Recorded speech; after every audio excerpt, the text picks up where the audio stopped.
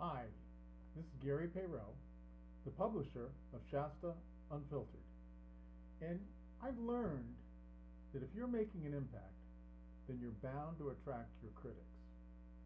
Recently, I became aware of some online criticism aimed at me, and one detractor actually called me a fascist for stating the opinion that America was once a great country.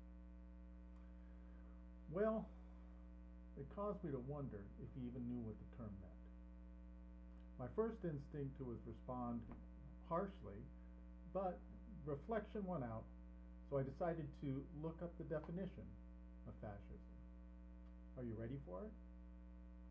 Fascism is an authoritarian, ultranationalist political ideology that elevates the nation, often defined by race or ethnicity, above individual rights. It demands loyalty to a dictatorial leader, suppresses opposition, and tightly controls society and the economy. So, if I'm a fascist, why would I be supporting a colorblind society, freedom of speech, reducing government power, and having fewer restrictions on society and the economy?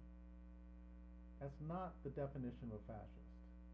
Now, I was using AI to look this up, and it went on to say, modern political rhetoric often throws fascist at anything that people don't like.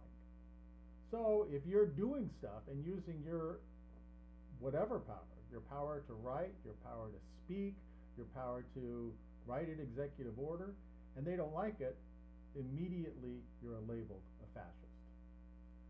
So then I thought, maybe this guy is just so progressive that he's kind of lost his bearings on reality. So I looked that up, and it said, talking about progressivism, said some strands of progressivism carry a bias that treats the past as morally corrupt. So, moving away from it is assumed to be inherently virtuous. That really sounds like a lot of what we see today. If you're going to change it, it's good. If you're trying to hold on to what we had, it's evil. And it says this creates a kind of presentism where inherited institutions and traditions are presumed guilty until proven innocent. Well, as a result, new reforms are just thrown out and, are framed as morally justified simply because they break from the past.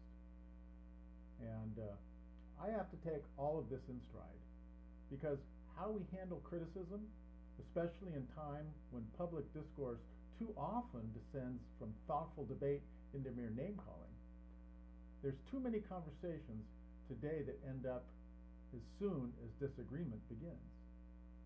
Labels replace ideas, and people are dismissed without their arguments ever being heard. Now, Jordan Peterson recently pointed out that a healthy society depends on honest exchange, and he made the argument that liberals generate new ideas while conservatives test them and preserve the ones that work. So he says a society cannot adapt without liberals, and a society without conservatives cannot remain stable. So we don't want to stagnate, and we don't want to crumble. We need both perspectives, and we need to stop demonizing the other side just because they don't agree with us. Both sides have a place in civil society. At Shasta Unfiltered, we strive to engage respectfully. We welcome criticism, and we reject the reflex to demean others or reduce complex views to slogans. Policies matter more than personalities, but language still carries weight.